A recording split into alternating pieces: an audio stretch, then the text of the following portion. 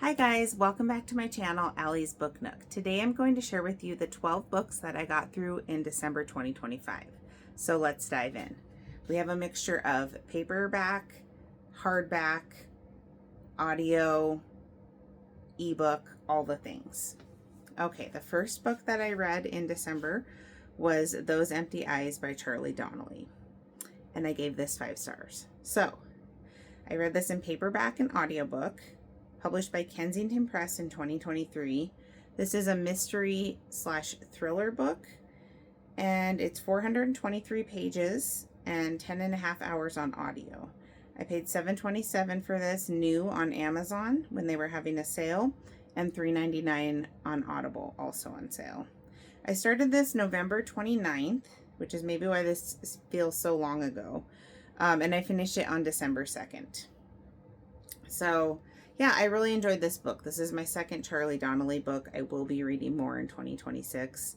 But basically this follows our main character named Alex Armstrong, who when she was a teenager, she was a sole survivor when her family was unalived. Her mom, her dad, and her brother. And the media at that time dubbed her Empty Eyes because when she came out of her house, she kind of had that vacant, empty look in her eyes because she was traumatized. And she ends up winning a defamation lawsuit and getting some money from that. And so she kind of goes off of the radar. And then 10 years later, she's still trying to find answers what happened. She was vindicated, but they still haven't caught the killer. And so she kind of has a new identity, and she's really still kind of big in like the people that are, she has a cult following. So true crime fanatics and reporters are still trying to find her, but she has kind of a new identity. And meanwhile, there is a gal on a college campus that does a podcast, and she was about to break a story about corruption, cover up, crimes being committed by a fraternity. And she goes missing right before she was about to break this big story. So then we find out how that story intertwines with Alex's story from 10 years ago. And she kind of digs into Laura's disappearance, and it says she realizes there are connections to the murder of her own family. For as different as the crimes may seem, they each hint on one sinister truth: no one is quite who they seem to be. So yeah, I really liked this. Like I said, 5 stars. I liked that it had short chapters. It was easy to follow the alternating timelines between 10 years ago and present. I did guess some of the ending, which obviously I'm not going to say here because these are spoiler-free reviews, but I didn't guess all of it. But I did really enjoy it overall. I like the mix of thriller, mystery, detective style. And again, in this book, same with Charlie Donnelly's last book, Guess Again. Was it Guess Again? Long time gone. I got the feeling that he probably doesn't really necessarily like these podcasters or armchair detectives.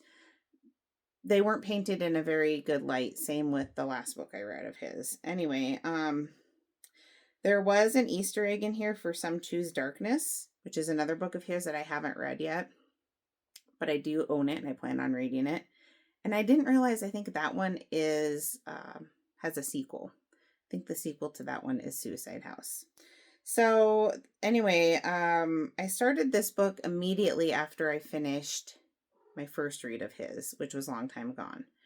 And so I kind of went on a little mini Charlie Donnelly kick. And like I said, I plan on reading more of his books in 2026.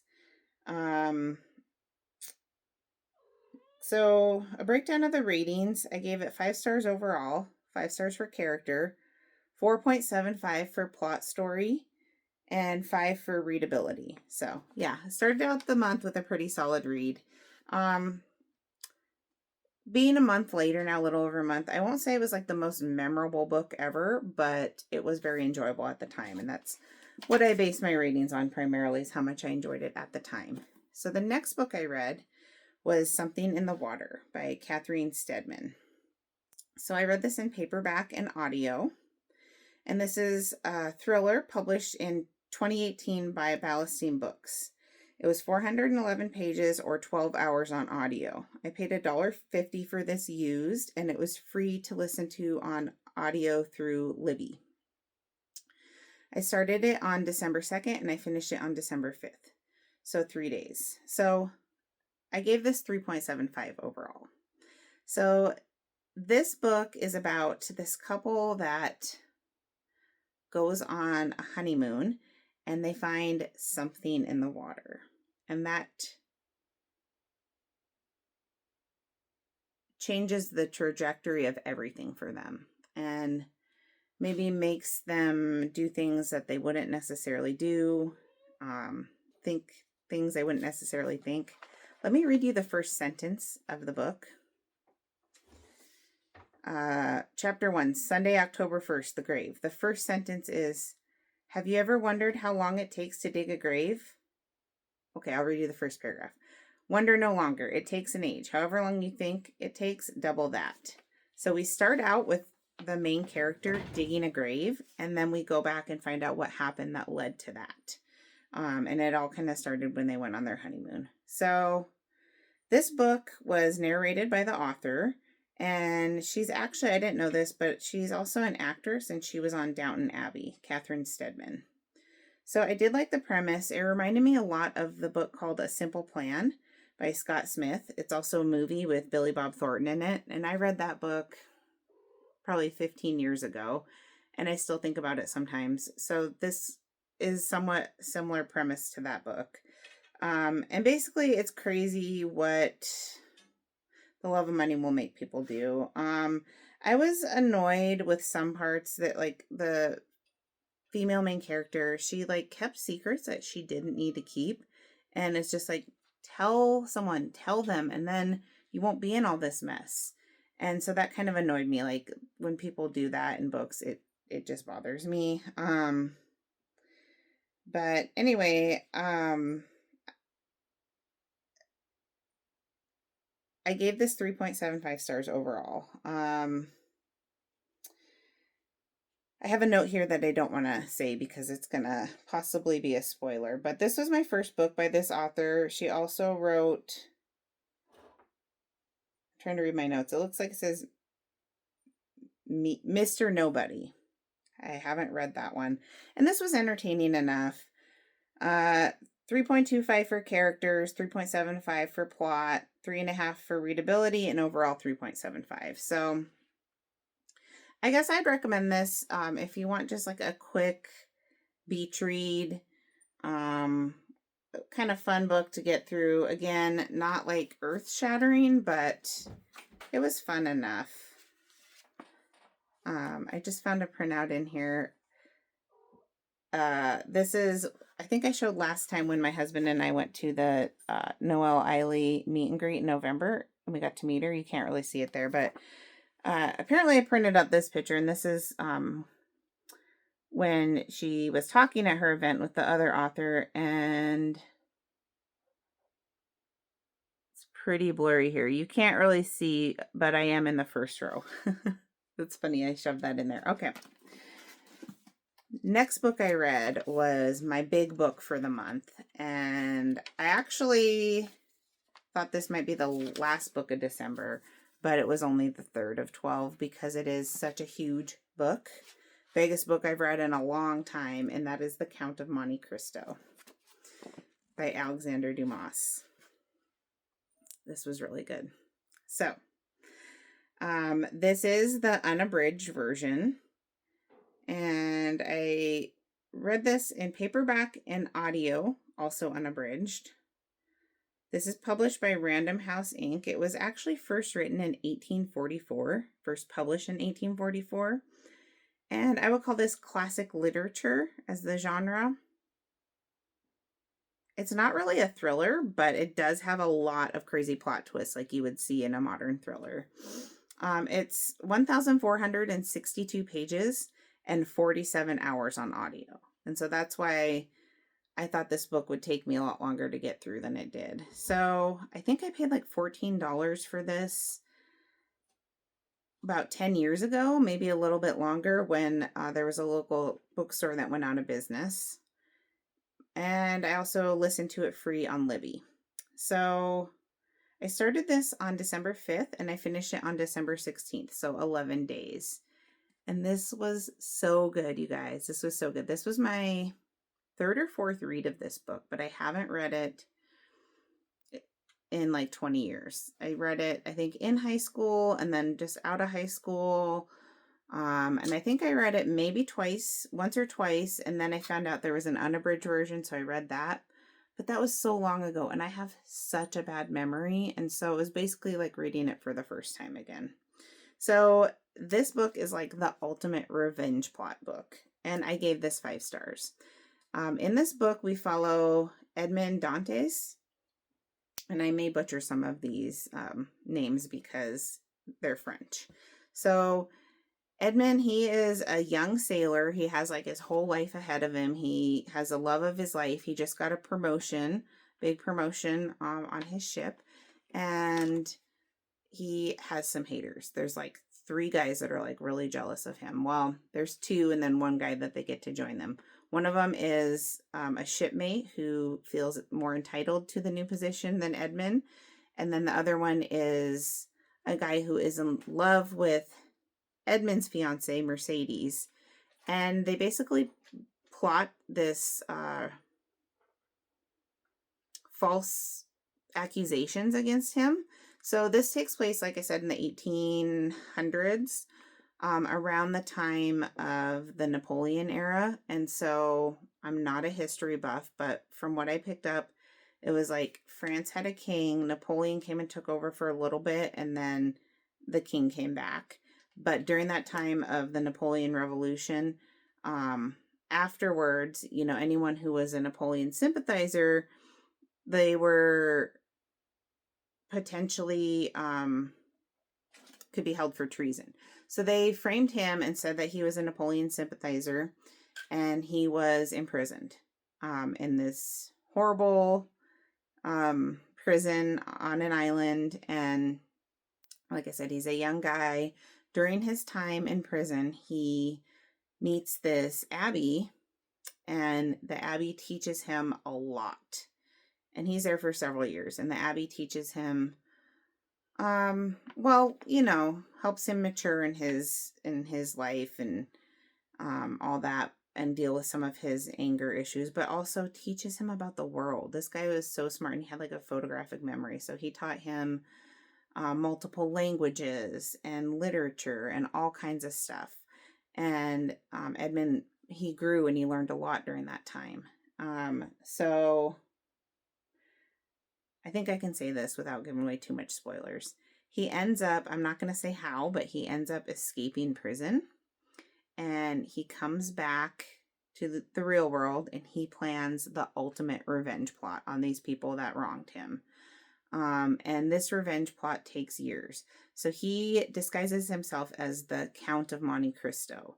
So I'm not going to say how, but it's very cleverly written in the story how he acquires a large amount of wealth that allows him to be this count with these funds and integrate himself into high society in France. And over the period of years, he lays the seeds for the ultimate revenge plot on these 3 characters. So it was really, really good. Like I said, this book, it's a saga. It takes place over several years. And there's a lot going on. There's a lot of subplots, and they do all come together. But my problem is I was like impatient. And so I would Google certain characters, and then I would have spoilers on them. Like I would say, oh, who is this Valentine girl that they're talking about all of a sudden? And I Googled her, and it's like, dang, there's like a huge spoiler alert in here. And that happened to me like several times. I'm like, okay, I have to stop Googling it, because as the story goes on, it does explain more who these characters are. But sometimes, like when you initially meet them, it feels like they're kind of just dropped in there. But just be patient, because it will all come together. So that's my only regret, is that I Googled some stuff and they were spoilers because, like I said, I didn't remember like 90% of this story. So, this was actually initially published in installments as like a series, I believe in a newspaper. And that makes sense why it's so big. And actually, a lot of the chapters are pretty short. So, what did I say? It's over 1,400 pages and it has 116, I think, chapters. So, it was published in small installments, and that kept people on the edge of their seats buying more newspapers, buying more of the series to find out what happened next. And apparently this is loosely based on a true story. So Alexander Dumas, he wrote a lot of great books. He was one of the greatest authors in history and way ahead of his time. And he wrote like The Three Musketeers and The Man in the Iron Mask, which I do want to read this year. But anyway, he had an interesting background. He was mixed race growing up in the 1800s in France. And he actually read a newspaper article of someone who, this was not as intricate as the story, but basically, yeah, they were falsely accused of something and they came back and sought revenge. And so that inspired him to write this masterpiece that we have here today. Like I said, there are multiple French characters, and I wish I would have let it play out instead of Googling them all. It helped doing it in tandem with reading and audio because then I learned the pronunciations, like Danglars, I think, and I was like saying it danglers in my head, like super redneck, and it's like, no, it's Danglars. But that helped me with that. It was very memorable, excellent plot weaving. This book truly stands the test of time. It's a literary masterpiece. I think everyone should read this at least once in their lifetime. I'm glad I did it with audio because it would have took me a lot longer. Like, I'd probably still be reading this right now. But I'm so glad that I went back and reread it. And it was almost like reading it for the first time. And so I want to try to read this like every 10 years or so. This was a really, really good book. I mean, if I can pick it up in the 21st century and someone who reads fast-paced thrillers and just say, wow, I love this book. I love the story. I mean, that says a lot because a lot of classics don't really resonate with modern day readers, but I think this one would. So I highly recommend it. Give yourself time to read it. Don't rush through it. Know that it's a journey. And if it takes you even, months to read it, as long as you stay in the story and actively in it, it's so worth it. So I do recommend the unabridged version, although the abridged version is still like 1,200 pages. So either way, it's a commitment, but well worth it. And Count of Monte Cristo, 5 stars for overall rating, characters, plot, readability. Readability, I gave it a 4.5 just because it is so big and some of the things, like I said, I didn't understand where they were going right away, but I think that was just me not being patient. Sometimes those multiple characters can be confusing, but it does all come together.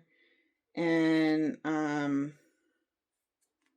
yeah, I love this. And like I said, I do want to read Three Musketeers someday, but I think I want to read Man in the Iron Mask this year. It's much smaller, if I remember right, and I do have it here in my library. So, yes. That was my favorite book of the month and probably one of my favorite books of the year.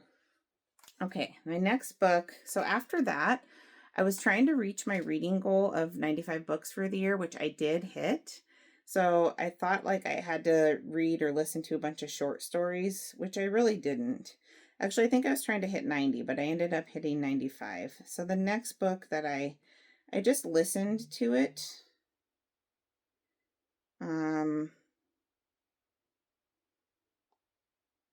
I was going to try and pull it up on my Kindle for you. on my tablet, I mean, but I already took it off my downloads, and so I was going to show you the picture, but I'll just talk about it. It's called The Kill Clause by Lisa Unger. So basically, I decided I was going to read or listen to some short Christmas novellas. And it seems like there's a lot of thriller Christmas novellas that are on the shorter side. So Kill Clause by Lisa Unger. I just did that on audio. It's a Christmas thriller. It was actually just published this year, 12/1/2025. It's only 2 hours on audio, or if you were to read it, it would only be 70 pages. So just a nice quick book. It was $1.69 on Audible, and I actually am doing a 3-month trial of Kindle again, so it was on Kindle Unlimited. And that was 99 cents for 3 months. I gave it a 3.5 stars overall. You know, you're not going to expect a short story like that to have a lot of meat to it, but it was entertaining enough. So basically, it's about this gal that is an assassin, and she goes to make this kill on Christmas Eve, and she can't do it for personal reasons, and then it just kind of follows her story over the next couple days. She goes back to try to do it again, but this other stuff happens. I really can't say too much because it is such a short story. This is an Amazon original, so I don't know if you can get it outside of Audible or Kindle. It was kind of a popcorn thriller. I did guess part, but not all of the ending. And it wasn't stellar, but it was pretty good for the length. It was my first Lisa Unger book. I do want to read more of hers. I think I have at least one more of hers on hand. That is a full-length novel. So 3.5 for characters, 3.5 for plot story, 4 for readability, because it was just so short and fast-paced, and overall 3.5. Okay, then my next book, I did it again. So I'll try to go through this quickly. I did another short story, Christmas thriller novella, and this was just on audio. And that was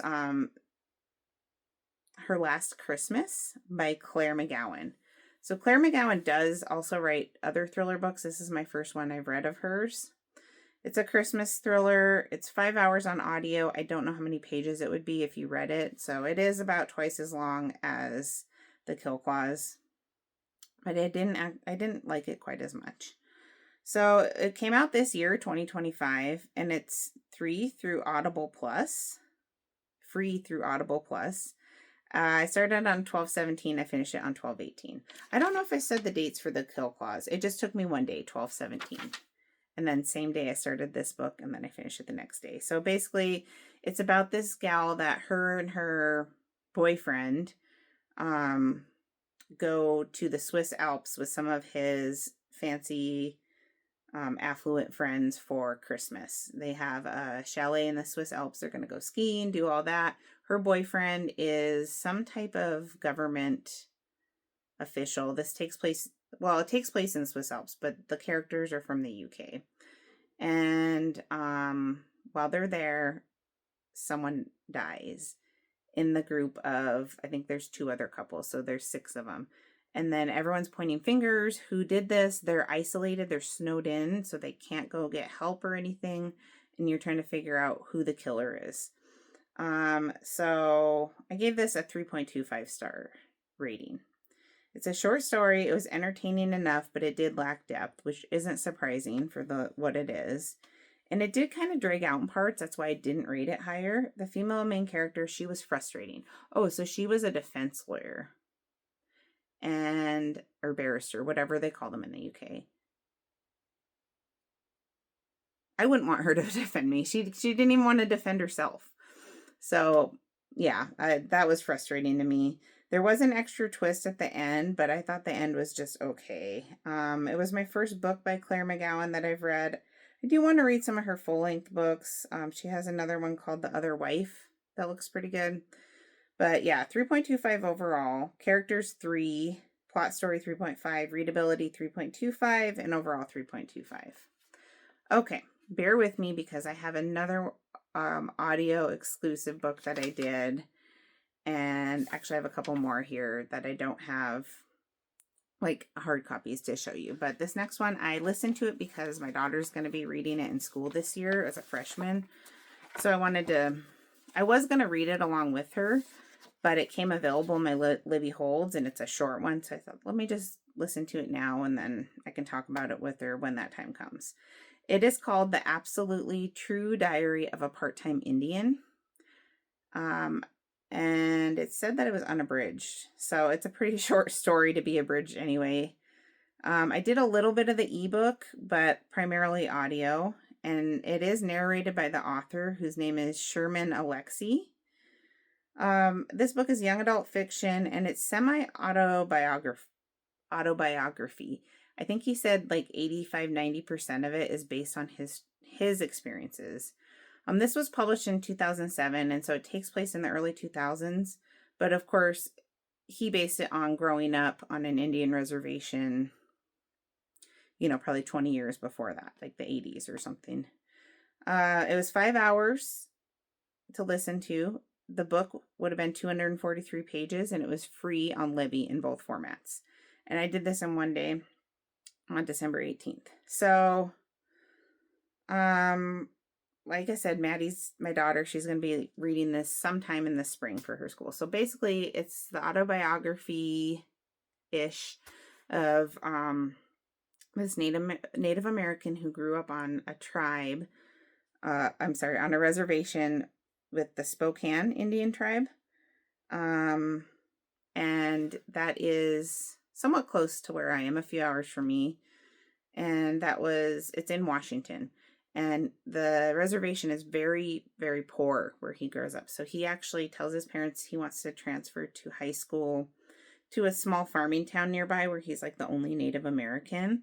And at first there is definitely an adjustment there, but he plays basketball, gets involved on the team, and just kind of a coming of age story. And that's all pretty much true to the author's own experience. So the narrator's voice, when I had it on 1.0, it took some getting used to, but as I sped it up, and that's like most books, I guess, I really have a hard time listening to them at 1.0 speed. I usually need at least 1.5, anywhere from 1.5 to 2. It's usually what I do. But then it was better, and he kind of has what he calls it the sing-song reservation accent. And so if you live near a reservation or go, then you know what I'm talking about, where they kind of talk like in a sing-song voice like that. And I don't mean that in like a racist way or anything, but he talks about that in his book, and that's how he speaks. And so I thought it was really cool to have the author read this in his own voice, talking about his own experience. I really liked that. So it starts at the age of 14 when he's part of the Spokane tribe.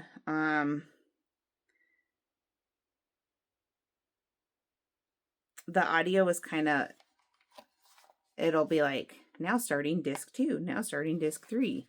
So that was, it was kind of funny because it first came out on book on CD. So there was some cringy scenes that I don't really want my daughter to read. I mean, it's a boy coming of age, and so they talk about like icky, gross boy stuff that is probably completely normal, but I didn't like it, and I don't really want her reading about it. And then just some of the slang that kids would use back in the 90s, early 2000s. I'm not going to say it on here, but it's stuff that I remember kids saying, and maybe I didn't finish it the same day. I never wrote my ratings in here or anything. So let's see. I think I'd give that a 3.25. It was all right. I liked it because it was like an autobiography primarily based on his life. And I don't read a lot of books like that. Even though it was fiction, it was based on the author's real life experiences. And I really like that. And I think that also Native Americans don't have a lot of space in current like popular literature. And so I thought it was really cool to read a book about their culture written by someone who has experienced it. And so I did like that, but I gave it a 3.25. I mean, it's a young adult book. It's not really geared towards my reading level, But I'm glad that I read it, and I don't have a problem with my daughter reading it, other than there was some parts that we could do without. Okay. So I think this is the last book I have to talk about that I don't have one to show you, and I'm sorry. And that is my 90th book of 2025, which was 1984. Oh, I kind of have one to show you. So I do have a physical copy here. I got this book at a garage sale, and it's got Animal Farm and 1984 in it, which I did read Animal Farm earlier this year. But I didn't realize when I was listening to the audio that I don't think it's the full story. It's an adaptation, a shorter version. So let me explain here. It's the Audible original adaptation. So it's originally a George Orwell story, but this version I listened to was adapted by Joe White. And it's a dystopian sci-fi classic political kind of book. The original book was published in 1949, but it was written in 48, and that's why 84, the author said, what is it going to look like in 48 if I switch those numbers in 84? Anyway, that's what I heard back in high school. That's what a teacher told us. I wanted to read it since high school, but I didn't get put in that group, so this is my first time experiencing the story. So it was this version that I listened to came out in April 4th, 2024, and it was free through Audible Plus. It was a 1-day listen for me because it was only 3.5 hours. So 12:19 to 12:19. I gave it a 4.5 overall because of the plot of the story. So a lot of you are probably pretty familiar with it. It takes place, supposed to be 1984, but like what was the future at the time it was written? And it was a very dystopian society. And the version that I listened to was a full cast production. So that was pretty cool because I've never really listened to anything like that where it was more like a movie and it had multiple almost like actors, but character voices and sound effects and all that. And that was a cool experience. I think that Audible has a Harry Potter version like that too that I think would be kind of cool. But this was much shorter than the actual book. When I looked on Audible, they do have the full story on Audible for, it's 13 hours long versus this was 3.5. So I do want to read that at some point in the future. But basically, in this dystopian society, Big Brother is everywhere. Big Brother. That's, I think, where that saying came from, was this book. And this book was ahead of his time, but now it kind of hits pretty close to home because Big Brother's everywhere. So you have like devices and stuff in your house that it can listen to you through. And that's like, you know, a lot of people say Alexa and all these devices we have in our house, when we don't read the fine print and agree to the terms and conditions, that we're allowing them to basically listen to us. And even if it's not the government, it's, you know, an outside source collecting private information. Or so they say. I don't have an Alexa, but we're really in our society just integrating that. Like our smartphones, we give up so much freedom just to be able to play a game on our phone or watch cat videos or something, where if we read the fine print, you know, we are allowing them access to our contacts and to all kinds of personally identifiable information. But so, yeah, we don't bat an eye in 2025, 2026. So this book, that's kind of what's going on. There's this guy that works for the government and he starts questioning things and going against the grain. And that's his story, what happens with that. There's lots of propaganda in this this world. Tech is everywhere, watching everything you do. And like I said, I really like the full cast. I gave it a 4.5 star rating overall. It was a great story. Basically tells us, like, I don't want to say, but can man beat the fight against Big Brother? The main character, I thought he was kind of frustrating and gullible, and I didn't trust the situations like he did. Maybe I've read too many thrillers, but I thought he was too trusting. And so I didn't really like that, but it was very insightful. What did I say? It's a writing to warn of the dangers of a totalitarian government, and it rings true today. Okay. So I think that'd be a good thing for people to experience at some point in their life. Same with 1984. They're both, that's more of a political satire book. I mean, Animal Farm. But both of those George Orwell books were ahead of their time. Okay. 3.5 stars for characters in that. Plot story 4.5. Readability 4.75 because of the full cast. And 4.5 overall. So the rest of the books I do have in front of me here. So if you're still here, thank you. The next book that I read in December is The Boyfriend by Frida McFadden. And I just lied to you. There is a couple that I don't have the physical copies in front of me. I just realized that. Anyway, The Boyfriend by Frida McFadden. So I read this in paperback and listened to part of it on audio. And this is published by Poison Pen. They publish all of her books now, I believe. It's a thriller published in 2024. It's 359 pages. I didn't write down how long it was on audio. Probably like 8 hours or so. It was $7.95 on Audible. And then I borrowed this book from a friend for free. I started it on 12/20 and I finished it the next day on 12/21. So I gave this a 4.0.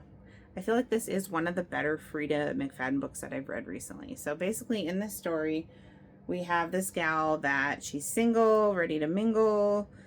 She's had some bad dating experiences. She meets this guy online. Turns out to not be such a good thing, but the guy who kind of intervenes to help her, he seems like a good guy and he seems to check all the boxes. So they start dating and stuff. And it's following the timeline of her and a character that we don't know who he is, but in his past, he was like psycho. And like when he was in high school and he had a girlfriend that he would obsess over and think these dark thoughts and like harmful thoughts and stuff. But we don't know who this guy is. We just know that 20 years ago, he was cray-cray. And so alternating timelines between that and present day with her dating. And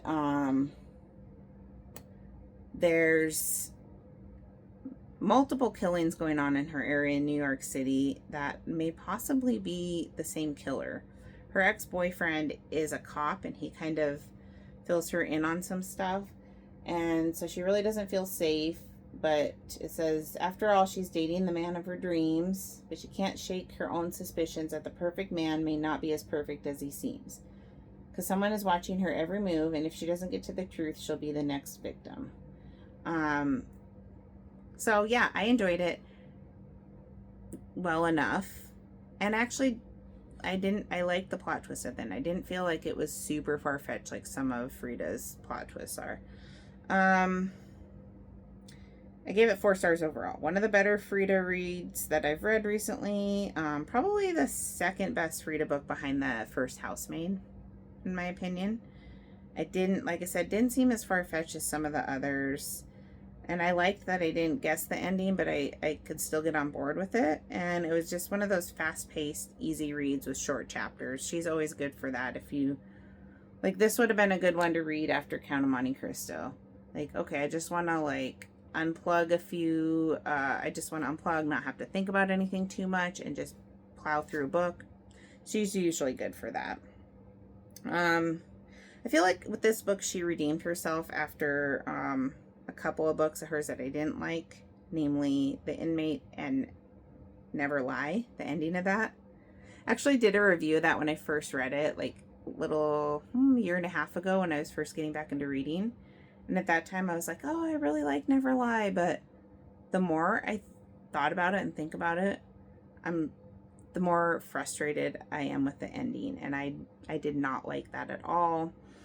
I felt duped, to be honest. And so I was like, I don't know if I'm going to read any more Frida, but I think she's redeemed herself here. I'm not going to completely discount her. And I do have a few books of hers that I picked up secondhand this month. So watch my video on that. But anyway,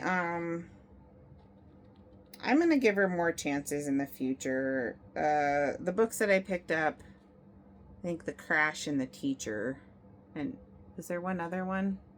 I don't remember. But I think if I do read another Frida book anytime soon, it'll probably be The Crash. So, yeah, I didn't mind it. I gave it a 4.0 just because it was easygoing. It was enjoyable enough at the time. I don't know. Maybe I rated it a little too high, but whatever. Okay. Maybe it was more like a 3.5. Anyway, I feel like I'm maybe being too harsh on her because I'm still mad about other books. But she has so many. You're bound to not like all of them, right? Okay, the next book I don't have in front of me here, but it's called The Thicket by Noelle Eiley. I did that on ebook and audiobook. And it was her first novel, her debut novel. So it was self-published by her publishing company called Dynamite. It came out in 2021. It was 6 hours on audio. It was 4 hours for me because I listened at 2.0 speed and 203 pages. And it's free through Kindle Unlimited and $3.99 on Audible. 2 days to read, 12/21 to 12/23. I gave this a 3.75. I love Noelle Eiley. I mean, I've already talked about her in this video when we got to meet her. She's one of my all-time favorite authors.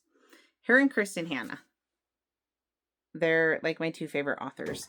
But this was probably my least favorite book of hers that I've read. And it was her debut novel. So she's grown a lot as an author. But I gave this 3.75 stars overall. So in this book, takes place in Idaho, like a lot of her books do. And rural Idaho. It's called A Real Town. I didn't write it down, but it is a real town. I looked it up on the map. And it's about, there's this event that happens every year. It's like a outdoor haunted house maze situation called The Thicket. And I thought that was kind of cool because I have some friends that run like a local haunted house maze situation. And so I could kind of like envision some of the stuff that they were talking about in this book. But there's this local, it's called The Thicket, and someone was unalive there like a few years ago, so it shut down, but now it's reopened. And this gal is there she's a teenager. She's there with her younger brother, and he's like annoying her, so she like goes off on her own. Well, he ends up getting unalived there. And it's this big thing, and they shut it down for a little while, but they actually open it back up the same season. And so she's like struggling with like all the publicity that came with it and everything. And she goes back there to like try to deal with it in her own way, I guess, and heal. But they never caught the killer, so the killer's still on the loose. And is the killer going back there and trying to unalive people again? Is it the same guy from a few years ago? That's what we're trying to find out. So it was still good, even though it was my least favorite of hers. I really loved the setting and the concept, and I think this would be a great book to read in spooky season, like October before Halloween. I think this would be a great book to read that time of year. This definitely had less character development than some of her other books. This was written in third person, and a lot of her books, not all, but a lot of them are first person, or multiple first person POVs. And so I feel like, I don't know if that's why, but it did have less character development. I feel like she's grown a lot as an author. Also, I believe this story is just complete fiction, where a lot of her books are inspired by true stories or real life events. And that makes those books, it adds an extra layer to those. But anyway, I do still really love her, and I want to read her whole catalog. I'll probably do that 2026. I feel like I have only a handful more of her books to read. So I gave it a 3.75 overall. Characters was a 3. Plot story was a 4. Readability, 3.5, and overall, again, 3.75. Okay. My next book that I read is called Devolution by Max Brooks. So it's actually called Devolution, a first-hand account of the Rainier Sasquatch Massacre. So I know that sounds really kind of fringe, but this was really entertaining. I really liked it. I gave it a 4.5 star rating. So I read this in paperback and audiobook, written by Max Brooks, who's the same author that wrote World War Z. That's probably his most famous.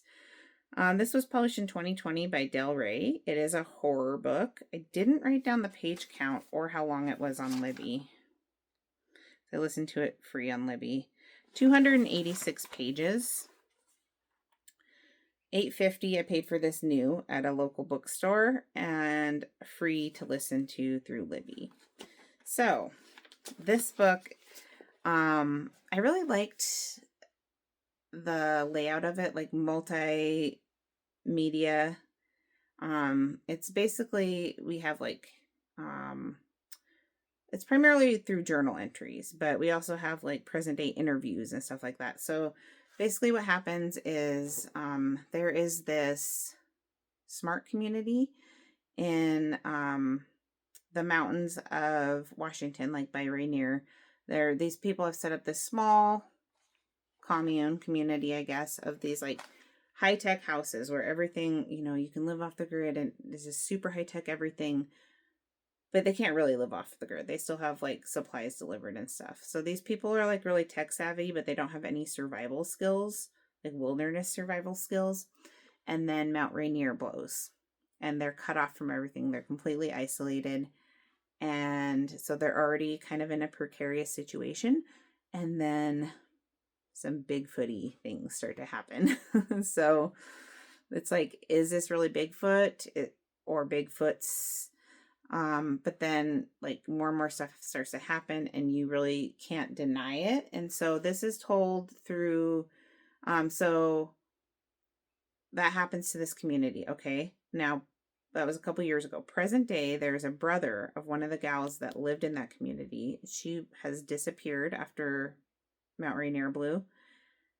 But when rescuers finally make it to the settlement, they do find her journal entries, and she had very detailed journal entries of this whole situation.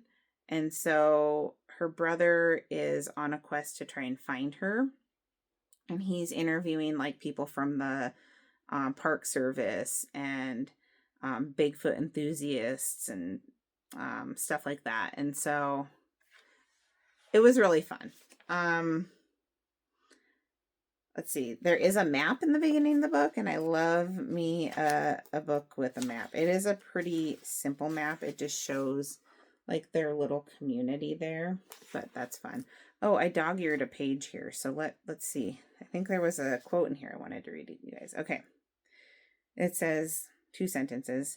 Denial is an irrational dismissal of danger. Phobia is an irrational fear of one. Denial is an irrational dismissal of danger. Phobia is an irrational fear of one. So, anyway, this also had a full cast audio. It didn't have like the sound effects and stuff, but I really loved the full cast audio on here, the multiple narrators. I found the female main character slightly annoying, and her voice, it was like kind of like Valley Girl voice. It was just, I don't know, it was kind of annoying, but I thought this was a really good book, and I think this would make a really great movie. This would, yeah, it would make a great movie. This is my third Max Brooks book that I've read. I read World War Z, and that was really good. That was like 10 plus years ago that I read that. And then kind of on the same lines, there's a book called Zombie Survival Guide, and that's like a humor horror book of like, it's a zombie survival guide. So I actually DNF'd that one just because it's not like a novel that you read. And I think I was in the chapter about how to make weapons for zombies, and I was like, eh. But anyway, 4.5 stars overall. Characters 4, plot story 4.5, readability 4.5, and overall again 4.5. So that was a fun read. And this is one that I think you would enjoy on audio as well. Okay. 2 more books to talk about. The next one I have here is called Love Mom by Ileana Zander. And I read this in paperback and listened to it in audio. And I love the sprayed edges on here. And it says, from #1 fan XOXO. And it looks like there's some blood there, splatter, as well as on the cover. So this is a thriller published in 2024. It's 363 pages or 6 hours on audio. I paid about $10 for this on Amazon, and $5 on sale on Audible. So I read this 12/26 to 12/28. So getting towards the end of the year, I thought this would be my last book, but then I had to read one more to hit 95, which we'll talk about in a minute. But yeah, I really like the sprayed edges on here. I gave this 5 stars. Was it the most memorable book? No, but I had a really good time reading it. This is about a girl who her mom, well, she's like in her 20s, and her mom was a famous writer of, like, I don't know if you'd call it, I guess, like dark thrillers. And her mom dies unexpectedly. And then the daughter starts receiving these letters. So, from your number one fan, XOXO. The day of the memorial service, Mackenzie gets a mysterious envelope signed from number one fan XOXO. Inside are pages from her mother's diary that starts with the lines, "Want to know a secret? Love, Mom." What Mackenzie reads leaves her in shock. Then comes a second letter and a third.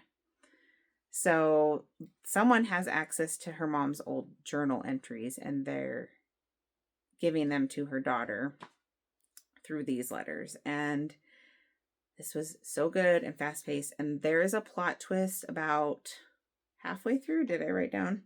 And it was completely changed the trajectory of the book. And it was, wow, it was so unexpected and so good.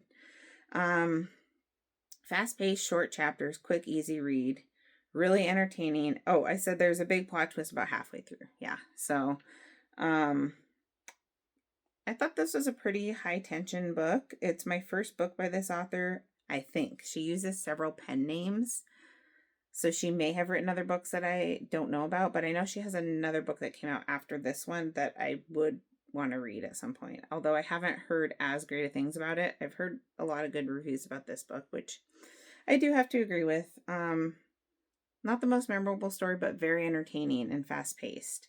And like I said, that plot twist halfway through, I did not see that coming.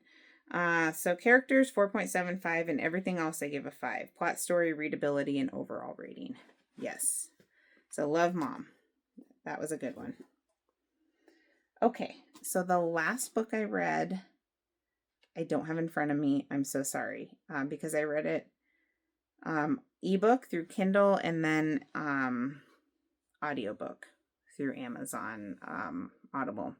So it's another Noelle Eiley book. I finished out my year and my 95th book with Noelle Eiley, which I thought was a really great way to go. It is called Room for Rent, and it's self-published through Dynamite, and it was published in 2023, 342 pages or 8 hours if you listen to it at 1.0 speed. It's actually on Kindle Unlimited, so it was free through Kindle Unlimited, and then or I guess 99 cents for 3 months for my trial for that, and then it was $4.99 on Audible. I started it on 12/26 and I finished it on 12/29. So Room for Rent, it's another book that I think it's complete fiction. I don't think it's based on a true story. But it's also set in Idaho. It's set in Boise, which is where the author resides, but our female main character is from a small town in Idaho called Clearwater, Idaho. So she grows up in this small town, very strict, religious, tight-knit town. And she goes off and goes to college, and she's almost done with college. And she's just trying to finish up like her last semester, I think. And she is like broke college student, doesn't have any money, so she's trying to find a place to rent because her old roommate graduated, and the only place she can find that's like within her budget, it was advertised like on a school bulletin board or something. Maybe it was Facebook, but when she gets there, it's not at all what she thought it would be. It's very run down, very dingy, and the roommate is a guy. She didn't realize it was going to be a guy, and he's like creepy. So she's like, do I stay here. I don't really have a choice. I'm just going to try and tough it out. And she kind of like ignores her instincts. I know she grew up pretty sheltered, but she does have these instincts telling her to leave, but she stays.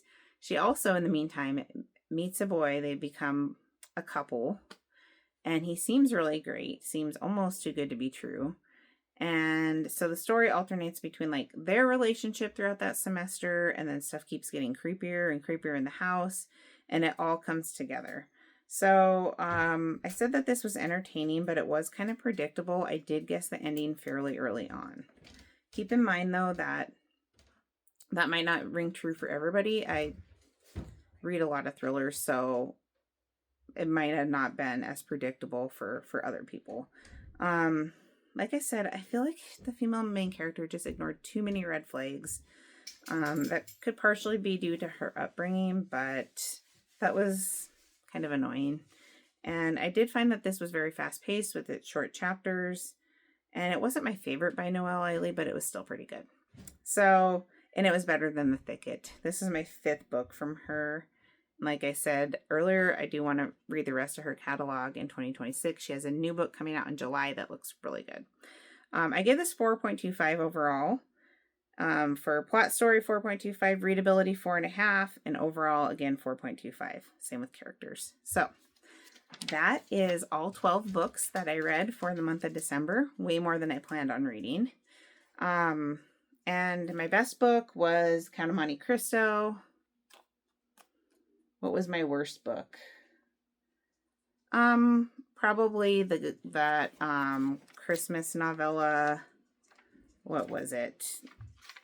Her Last Christmas. But I didn't have anything that was totally horrible. So really happy to have read that many books. That was my 2nd best month for book count, and probably best as far as number of pages go, of the year. So let me know what you read in December, what you plan on reading as we get into the new year. I'm going to be doing a couple more videos. I'm going to be doing a video of all of the books that I acquired in December because it was kind of a lot with Christmas. And also I'm going to do a video of my top reads for 2025. I'm thinking probably like top 10 or 12. So watch for that. And in that, I'll probably talk a little bit more about my reading goals for 2026 as well, because I crushed my reading goals in 2025. My goal was 60 books and I ended with 95. So watch for that. Thank you guys so much for joining me. Thank you for your support. Please feel free to comment down below. I'd love to continue the conversation with you. And if you like this type of content, please consider subscribing and giving me a thumbs up. And I will catch you in the next video. Bye, guys.